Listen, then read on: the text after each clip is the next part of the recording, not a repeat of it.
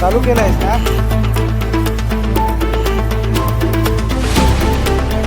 आई set कर खाली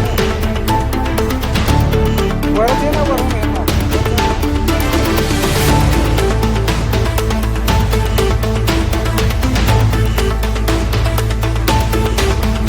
आई समजू का?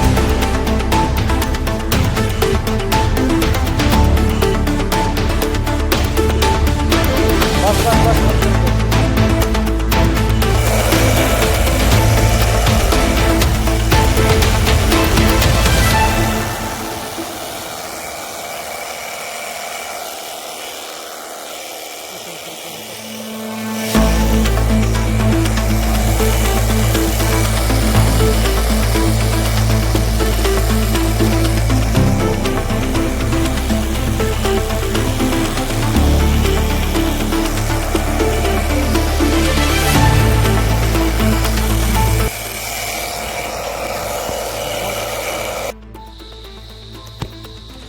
आपण बघतो हे झाडाची शिंदणी करून, आमच्या आदिवासी भागामध्ये याला कवळ्या म्हणतात.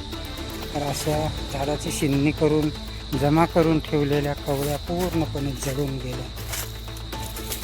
ज्याच्यावर शेती करायची राहते तर ह्या कवळ्या पूर्णपणे जळाल्या. केवळ एखाद्या व्यक्तीने आग लावल्यामुळे.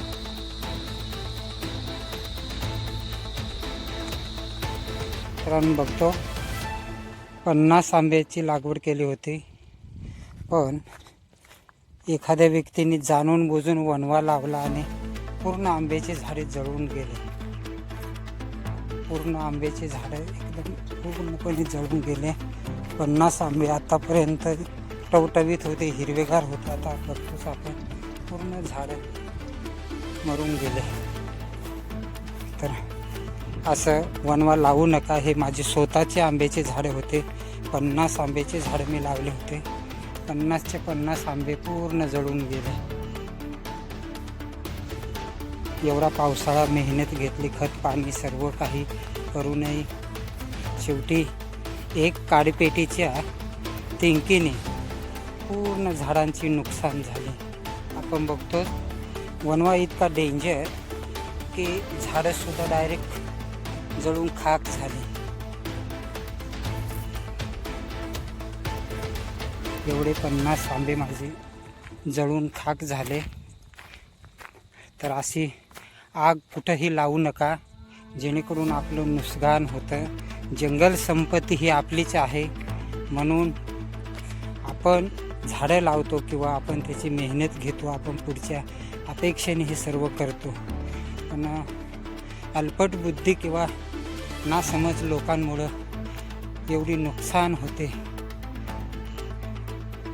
बघतोच आपण ही सर्व झाडं 50च्या 50 झाडं पूर्ण क्षेत्रात जळून गेलं.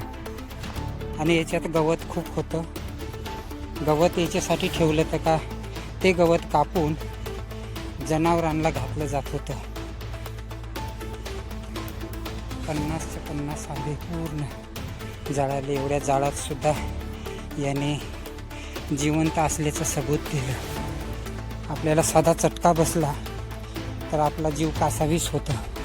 आपण त्या जागेवर ह्या झाडांचा विचार केला पाहिजे. जळत असेल तेव्हा याच्यात सुद्धा प्राण आहे, म्हणूनच हा झाड जिवंत असतं.